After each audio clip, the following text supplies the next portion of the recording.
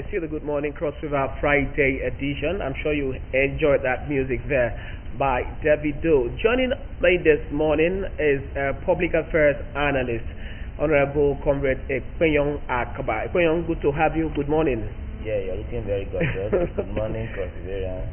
Good morning, SCJ. Thank you very much. Good morning. Okay, now let's quickly look at there has been this contention for a couple of weeks now about the homegrown school feeding program. The federal government came up some weeks back to say that program has to start even during the lockdown. Now the question would be, why during this period? Okay, let me start by saying that for me, I think feeding the school children at home now brings a lot of questions, and many are saying there is a misplaced priority because there's been a lot of movement prior to the lockdown where some people's, because the feeding is meant for those in primary 1 to 3, where people have either returned back to their original localities and they are no more where they used to school. So if you're talking about feeding them at home, for instance, the student that was in Kano, who is a Crossivarian, had before the lockdown moved to Calabar, how will you now locate the students or the people in Calabar? So for me, I don't support feeding the students or people while the school is no more ongoing. Feeding them while they were school made some sense because we were looking like the food support. Even though some also argued that the majority of parents won't allow their kids to go to school without being fed. But yes, having been fed as young lads, there's nothing wrong about food support because remember, as young students, we used to have snacks and all that.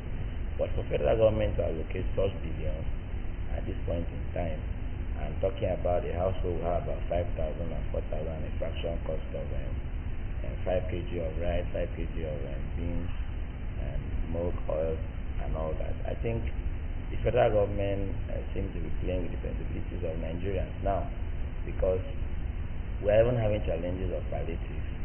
If you're saying that people will be gathered in particular centers to be receiving those foodstuffs for their kids, what is the data collection like? And why not, if the parents are coming to get the food, so it's also supposed to be like palliative, so it shouldn't be under the naming of school feeding, because that is no more school feeding, because this is now home feeding. So I disagree with this particular government social intervention program now, because I think government would have used those billions to think of other channels of relief for the populace, not to feed the students at home now. But we quite understand that that could also come under the essential services. Okay. So even within the lockdown, they can still have access to feeding the pupils at home. So what do you think about that? They could, whatever way you want to put it, I want to say that since you're talking about feeding the pupils, not assisting the families, it will make sense if they're in school and you bring the food like they used to do through their vendors, cook, and share to them in school. My argument is that those students or pupils cannot be exactly where they used to be now. They can never be. And they mentioned about different agencies coming to assist in the supervision and monitoring of how it's distributed. My question is, these people are now agreed they want to say in a particular location, parents should come out and gather and receive food and take back to their people. The question is, are these people still in where they were?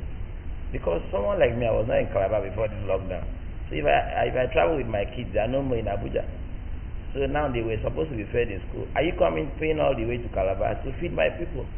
So that's the argument, because it doesn't make sense. Some will say, okay, that means when they come to feed those that are not around, they'll feed those that are around, But was that the essence? So it still boils down to lack of proper accountability, creating room for corruption, because even when the feeding was ongoing, there were a lot of questioning about the content that was given to people. And even when they say they are starting, you can bear witness that I have not seen such in Cross River. I have friends around the south, so I have not heard it commencing.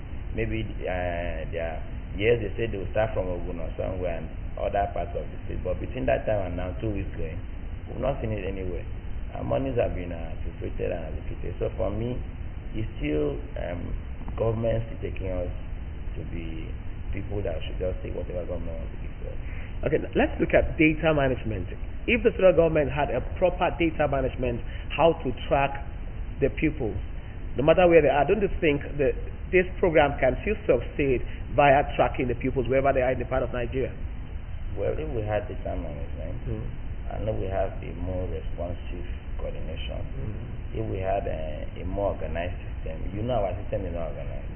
Now, if we're even having the challenges of emergencies being sent across the country without data, so is it the people that were sure that there's data? There's no data. This school feeding program was originally designed for the northern Nigerians, where they were mostly encouraged because of the food.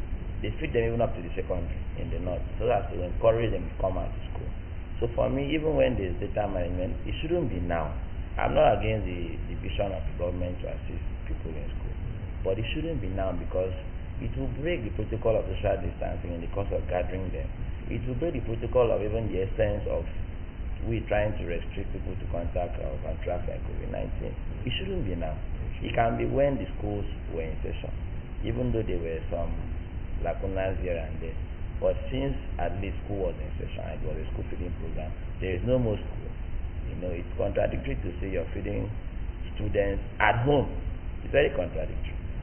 So it's not a welcome development now. Okay, let's look at this now. What would you think should have been put in place, or the right thing that should have been done? Because the Honorable Minister for Humanitarian Affairs and Disaster Management had said that program has to kickstart. So in your own thought, what do you think do you think the government would retrace, or they're already on it? They're already on it. What I would have rather preferred, we have several arguments. Nigeria have a lot of money. The problem is that we have looters, we have managers, and all that. So my thoughts would have been, yes, you have this data of these people who are schooling at those state schools, and you know their parents. So if you have 5,000, why not try to send those money to their account? Gather that if they don't have account, you have their phone number. We're in an e-world today, where you can always come up with strategies to reach out. Now, if you don't want to send money and you want to send rice or foodstuffs, like you said, why not now drop those foodstuffs in their compound than gather them to share foodstuffs? If you have observed any sharing now, it breaches the protocol, because other people who are not even supposed to come and receive what is being shared, because of the pandemic, because of the hunger, they will scramble in and robbery will set in, casualties will arise. So government would have looked for how all these recovered loot, all these misappropriated funds, they would have been a way of channeling into, according to them, the poorest of the poor, which has not yet been properly defined. So I would have suggested money being sent to people. If you can send money to 30% of Nigerians, not even 50%, you cushion some hardship. And those 30%, while we are reaching to another 15%, because everyone who has money has a friend or relation that will share in the money. So at least something would have been done. Everybody has been, where is the part? People have forgotten about the issue of politics because it has failed. So government would have rather thought of how to still reach out to people directly, not by creating another avenue for embezzlement. Okay, let's look at yet another national issue that is trending now.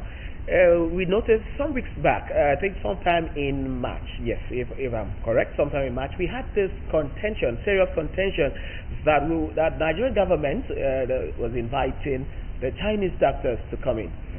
And we saw the kind of celebration, the kind of reception we had at the airport to receive this 15-team member delegation. After a while, we had a different story that those guys were not doctors, they were technicians. And the very recent one that we are hearing is that their whereabouts unknown. So, I would love you to comment on this. You see, I've said it already, that I think government, especially now the federal, not the president per se, but I think those people around the president are beginning to take Nigerians for granted. We followed it. NMA came out to go against the invitation of medical officials or doctors without them being part of it, without them being consulted. Now, like you said, the federal government made it looked like this is the only window for us to survive COVID-19. But despite the overall, they still came into the country. And like you said, the federal government went as far as receiving them and quarantining them according to the demands of Nigerians. Along the line, we now heard, like you said, that they were not even medical doctors, that they were technicians.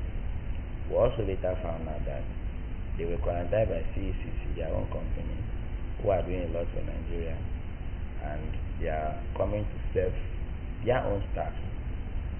Along the line, the minister got angry when he was asked about their whereabouts. So for me, I think it is exposing Nigeria and Nigerians to a lot of things. I mean, the pandemic is exposing Nigeria and Nigerians to a lot of things that were initially covered. Because most times, money is allocated for such people to come. Because we are not aware, because there were no such tensions. And they come in the guise of our billions. They are coming to do that, and they either remain here and do other activities, and they don't go back. Like now, they said they had a 30-day visa that expired already, and they are unable to go because some other sources gather that they are unable to go because of the international ban of flights. Now, they came in the height of the pandemic, not minding that flights are coming in or not. Now, for them to go, they have now come up with the issue of flights are not there for them to go. So for me, it is very disappointing, it's very embarrassing and discouraging that a country like ours could be engaged in this level of misinformation and confusion. Because it seems the federal government has something, now the Ministry of Health and the Minister for Health himself has the responsibility to inform Nigerians concerning anything that has to do with the coming of the Chinese, because as far as the minister is the chief officer in the Ministry of Health that is supposed to inform Nigerians. So if he doesn't know the whereabouts of Nigerians, how will the Chinese, how will Nigerians know? In other climes, you should have been asked to resign, because you're supposed to be on top of your responsibilities. And this is also a call to our representatives in the National Assembly, because they would have called for questioning to speak for Nigerians. We should know where the Chinese are. They came to do whatever they wanted to do with CECC. So why did the federal government get involved in receiving them, quarantining them, and making it a story for Nigerians? So it's embarrassing, it's discouraging and disappointing, because as far as I'm concerned, whatever they wanted to give to Nigeria, even CECC would have given their Skype or whatever from there. We have experts here who would have been able to interpret whatever they wanted to come and do with all the resources without them coming here. So, and people have said it before, Chinese don't give without collecting. So it's a disappointment, like I said earlier, and I think the federal government has to take it more serious.